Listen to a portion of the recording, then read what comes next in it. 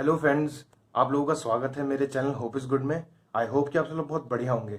और ये जो चैनल है ये एक स्टडी व्लॉग है जहाँ पर मैं आपको डिफरेंट एग्जाम्स की बेस्ट स्ट्रेटजीज़ के बारे में बताता हूँ ताकि आप लोग बहुत अच्छा स्कोर कर सकें। तो आज जो मैं ये वीडियो बना रहा हूँ ये लेखपाल के एग्ज़ाम के लिए है जो कि 24 तारीख को होने वाला है और 10 दिन एग्जाम में बचे हैं। तो क्या आपको इंपॉर्टेंट टॉपिक पढ़ने चाहिए और किस किस तरीके से आपको पढ़ना चाहिए आखिरी के 10 दिनों में, ताकि जो भी आपने तैयारी करी हो वो और ज़्यादा अच्छी हो सके और ज़्यादा शार्पन हो सके। सो गाइज 10 दिन में बस आप वही पढ़ सकते हैं इंपॉर्टेंट जो आपने इतने दिनों में पढ़ा हो और कुछ छोटी मोटी कमी रह गई हो। तो मैं यहाँ पर आप लोगों को थोड़ा अंधविश्वास में तो नहीं डालूंगा कि 10 दिन में पढ़ के आप बहुत अच्छा स्कोर कर पाएंगे, बट मैं ये जरूर कह सकता हूँ कि जो भी लोग कॉन्स्टेंटली पढ़ते हैं और लगातार मेहनत करते रहते हैं उनके लिए 10 दिन काफ़ी इंपॉर्टेंट हो सकते हैं। तो गाइज बिना टाइम वेस्ट करे मैं शुरू। तो गाइज यहाँ पर मैं सबसे पहले करंट अफेयर के बारे में बात करूंगा। मैं स्टडी आईक्यू को फॉलो करता हूँ और इनके जो पीडीएफ्स हैं ये बहुत हेल्प करते हैं मुझे, और 300 क्वेश्चंस होते हैं एक मंथ में। तो मैं समझता हूँ मोर देन एनफ होता है। हम प्रेडिक्ट नहीं कर सकते कि करंट अफेयर कहाँ से आएगा, तो हम एक लिमिटेड चीज़ें ही पढ़ सकते हैं। ज़्यादा पढ़ेंगे तो पाइलअप हो जाएगा दिमाग में, जो कि हम याद भी नहीं कर पाएंगे।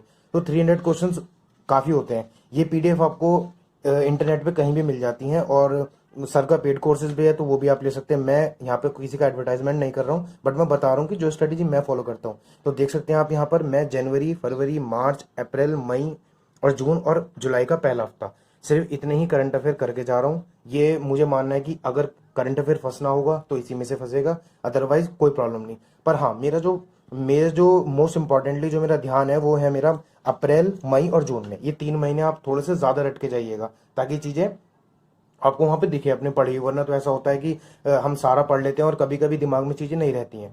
ठीक है गाइस, ये तो हो गया जीएस के करंट अफेयर के बारे में। दूसरा मैं आपको हिंदी के बारे में बताता हूँ।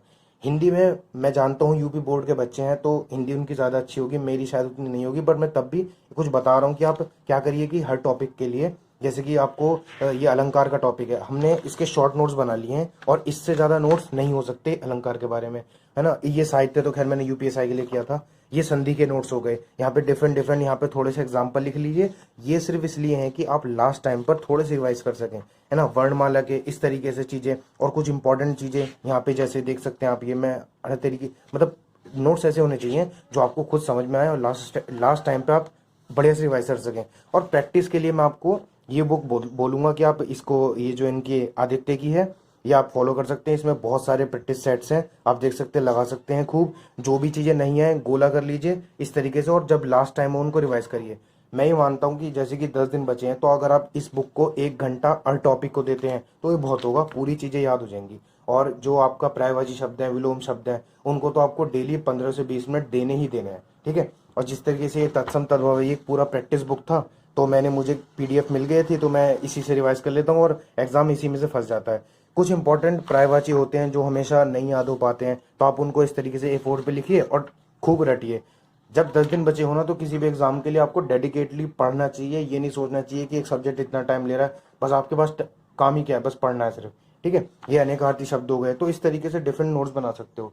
ठीक है। कुछ मैं आपको दिखाता हूँ मैं यूपी के जीएस, हाँ अभी मैं आपको दिखाता हूँ कि यहाँ पे एक, ये देखिए यहाँ पे एक यूपी के लिए मैंने डेडिकेटली नोट्स बना रखे हैं जो मुझे एग्जाम में दिख सकते हैं। पहले तो मैं यहाँ पे करंट अफेयर वगैरह कर रहा था, और उसके बाद जो है कि एग्जाम में डायरेक्ट जो चीज़ें पूछी जाती है वो मैंने इस तरीके से लिख ली हैं। जैसे कि इंपॉर्टेंट वाइल्ड लाइफ सेंचुरीज कितनी है। ठीक है। और मतलब जो भी आप कोई भी वीडियो देखते हैं, कहीं से भी कुछ भी लिखते हैं, आप मोटा मोटा उनको लिख लीजिएगा ताकि अच्छा रहे। इस तरीके से यहाँ पे देखिए ये यूपी के बारे में ही सारी चीज़ें हैं, जैसे कि ट्राइब्स हो गई यूपी की, जैसे कि मेजर पॉपुलेशन हो गया, डांस हो गया, इस तरीके से फॉरेस्ट एरिया इन यूपी, है ना। यहाँ पे क्रॉप्स कौन कौन सी आती हैं, किस किस जिले में आती हैं, फोक सॉन्ग हो गए। तो इस तरीके से आप अगर आप फॉलो, ये आजकल ये बहुत पूछा जा रहा है क्लाइमेट जोन किस एरिया में कौन सा रहता है, तो आप इस तरीके से फॉलो करेंगे ना लास्ट के दिनों में तो आपको बहुत हेल्प करेगी। और मेमोराइज करने की ज़्यादा कोशिश करिए। और मैं आपको कुछ यहाँ पे रीजनिंग और जीएस के कुछ इंपॉर्टेंट टॉपिक बता देता हूँ जो जिन पर आपको सबसे ज़्यादा ध्यान देना है। हालांकि पढ़ना तो आपको सब कुछ है, बट इन पर थोड़ा ज़्यादा ध्यान दीजिएगा। तो ये देखिए आपके ये रीजनिंग है, तो रीजनिंग में आपको सीटिंग अरेंजमेंट पे सबसे ज़्यादा ध्यान देना है। पैट में भी क्वेश्चन आए थे, और जितने भी आजकल आप देख रहे हैं यूपी ट्रिपल एस के, उसमें सीटिंग अरेंजमेंट पे और बैंकिंग पैटर्न पे पेपर आ रहा है, तो आप अच्छे से पढ़िएगा। कैलेंडर तो आप मोस्टली पढ़ते होंगे तो इस पर और ध्यान दीजिएगा। और सिलोजिज्म भी आप 2-3 बैंक की वीडियो देख लीजिएगा और जिनसे कि आपको हो जाएगा। फिर आपको यहाँ पे जीके के बारे में आते हैं।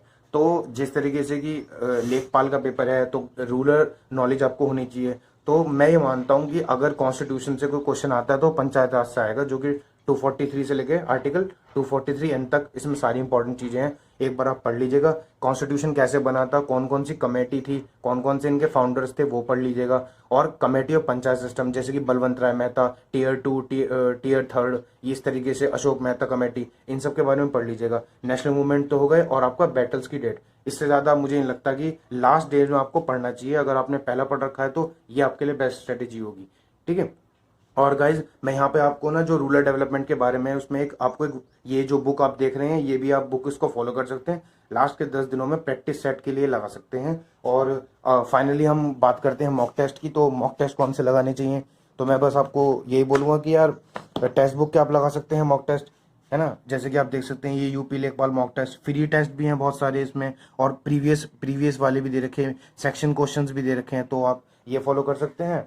और बाकी मतलब मैं ये बोलूँगा कि आप मॉक टेस्ट पे इतना ध्यान ना दीजिए आखिरी में, क्योंकि पेपर मॉक टेस्ट दिया जाता है प्रैक्टिस के लिए और स्पीड मेंटेन रखने के लिए। 2 घंटे का पेपर है, ईजिली हो जाएगा। बस आपको जितनी प्रैक्टिस है आप उतना उसको रिवाइज करिए। और जो मॉक टेस्ट है मैं ये मानता हूँ कि इतने रेलिवेंट आजकल बन नहीं रहे हैं, तो अगर बनते तो मैं बिल्कुल आपको बता देता कि हम बन रहे हैं, क्योंकि कोई भरोसा नहीं होता टेक्स्ट बुक का। फिर आप मॉक टेस्ट बहुत अच्छे से दे के जाएं, पता लगे उस तरह की चीज़ें नहीं आए, है ना, जैसे कि एनटीपीसी एग्जाम में हो रहा है।